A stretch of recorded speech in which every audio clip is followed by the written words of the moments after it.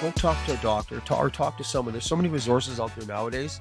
Don't be ashamed, especially I think that stigma of being, uh, you know, especially males and especially in this sport of being tough is something that I think we have to get rid of that. Don't be embarrassed to talk to somebody or at least start the conversation. Or more importantly, though, that I think if anything, though, if you see somebody who is not in a good place, create a dialogue, start talking.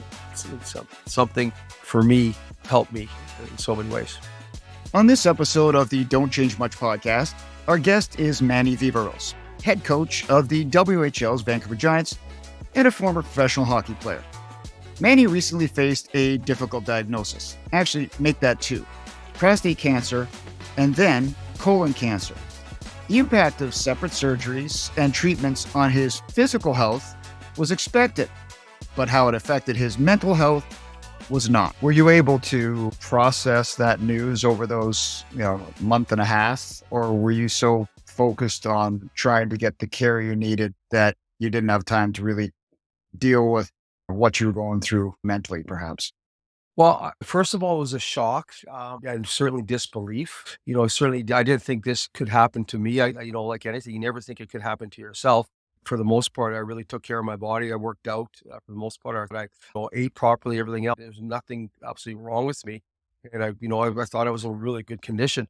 And that's that part. It was disbelief at first. And then after that, it's your family. Like you're kind of worried about your family as far as how they're thinking and what's going to happen.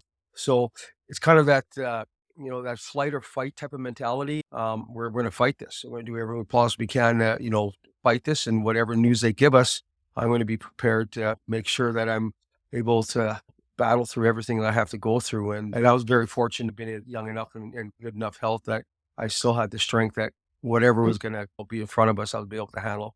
So you not only had to deal with one cancer diagnosis, you actually had to deal with a second one on top of that. What was the timeline for the colon cancer diagnosis? I knew I was going to have to do some radiation treatment on it. So that was something we knew going forward too. But from the advice of my good friend, PZ, he had said, why don't we go get a routine colonoscopy? We haven't had that done for a while now.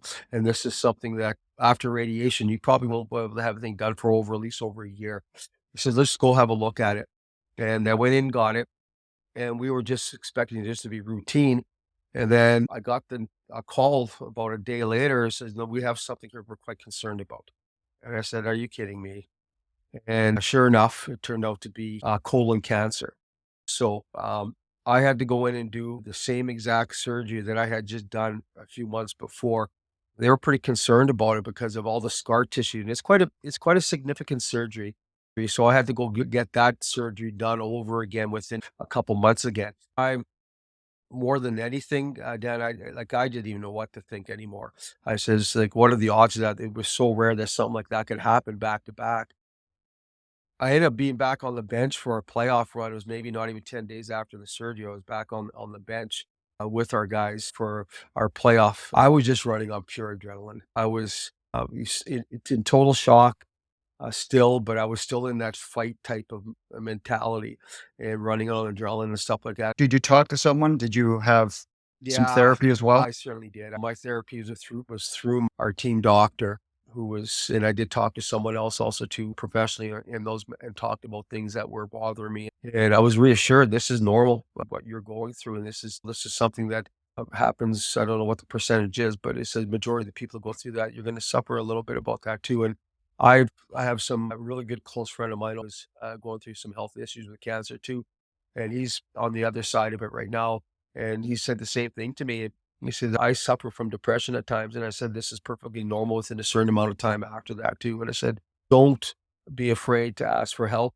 Even if you don't think you need help, if someone's telling you that possibly you do need help, listen to them, because there's a good chance that that person who's close to knows you better than anybody, that there's a good chance that you do need that help. I wasn't embarrassed for asking for help by any means. I knew I was not right, but I didn't know I was depressed. And that's something I was so lucky that I had people close to me enough that knew who I was before all this happened. You have to be proactive. If you think there's something wrong, don't put it off, because you just never know what you're going to find.